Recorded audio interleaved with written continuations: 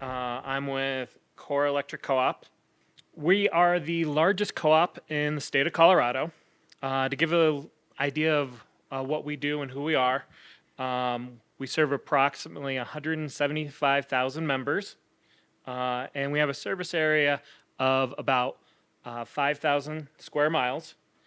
Last year, we processed approximately 1,300 designs, and we had 14 designers do all that work. So not quite the scale of South Carolina or South California Edison, but we're working our way up there. Core's journey to AUD has been kind of a unique one. We started in 2018, and we got about 2 to 3 months away from launching. And then we decided we wanted to take a great big step back because we were changing our work management system. We went from a system called Kayenta to NISC. And we didn't want to do both of these things at the same time. So we essentially shelved AUD for about 3 years.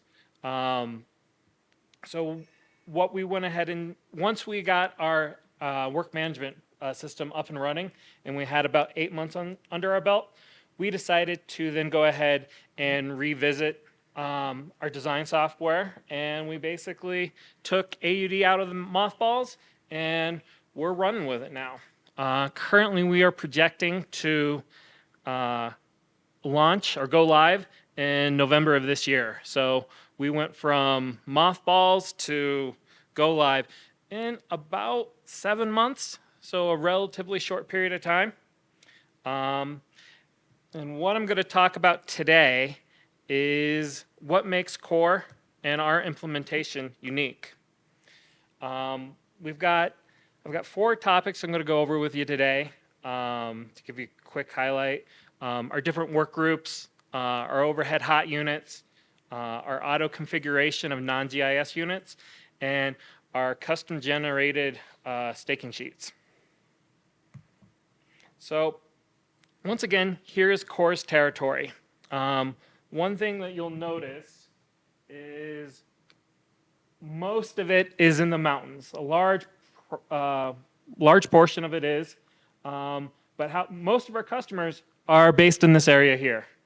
So we've got a lot of rural area, and we've got some very urban area. So we've got a nice mixture of it. So how we delineate those two areas is between a mountain work group and a plains work group, and they each have their own costing and their own pricing. And we also delineate our work by the type of work. Is it new consumer work or is it system improvement work?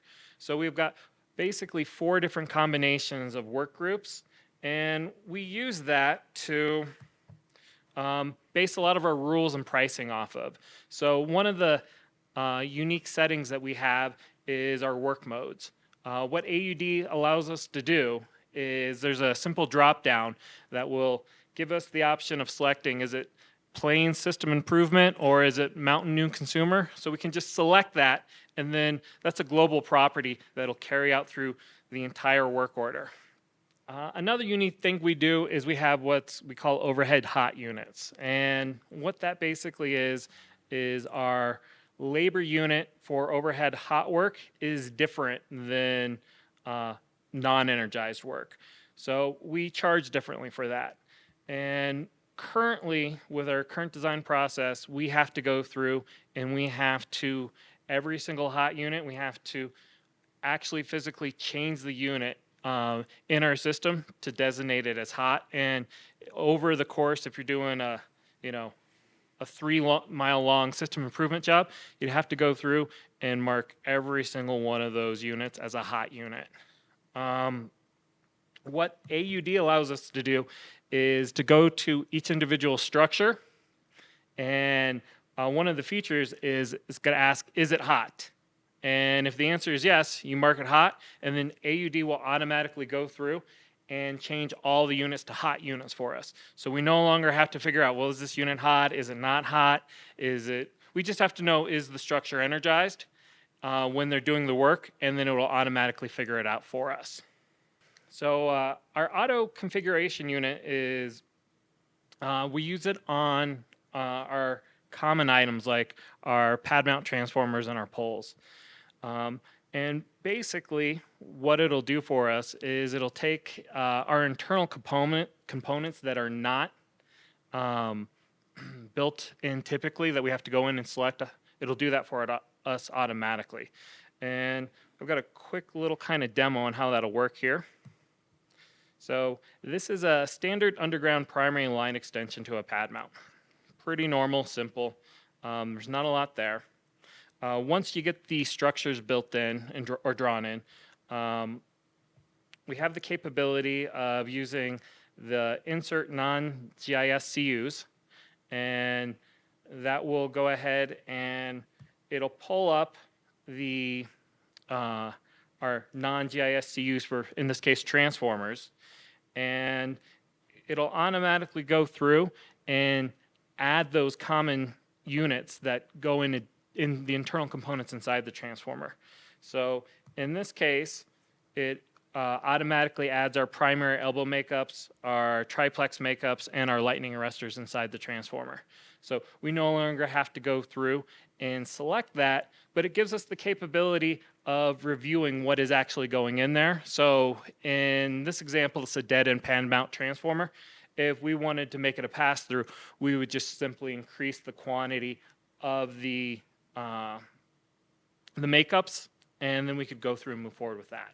I think the thing that we're most excited about is our custom generated staking sheets. Our previous design software, we had a custom code written so that once the design software, we were finished with our design, it would export the number of units and our internal pricing catalog into that. We're working during our AUD implementation to take that same custom software and put it onto AUD.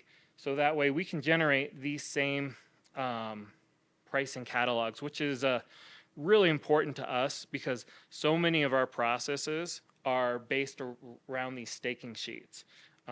We also have a lot of supplementary